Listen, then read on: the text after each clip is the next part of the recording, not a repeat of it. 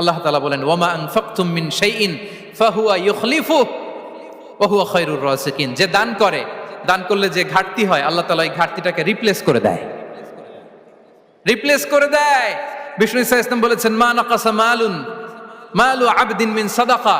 Charity করলে, দান করলে আল্লাহ তার সম্পদ কখনো কমায় না। প্রতিদিন সকালবেলা দুজন ফেরেশতা নেমে বলতে থাকে আল্লাহুম্মা আ'তি মুনফিকান খালাফা, আল্লাহুম্মা আ'তি মুমসিকান চালাফা। ফেরেশতা দুজন বলে আল্লাহ, যে দান করলো, দানের কারণে যে ঘাটতিটা হলো এটা তুমি মেক আপ করে দাও, এটা তোমার পক্ষ থেকে বারাকা দিয়ে রিপ্লেস করে দাও। আর যে ধরে রাখলো, কৃপণতা করলো, ওর সম্পদকে আল্লাহ তুমি ধ্বংস করে দাও। ওয়াল ইয়াদু বিল্লাহ। আমরা যেন দান করি।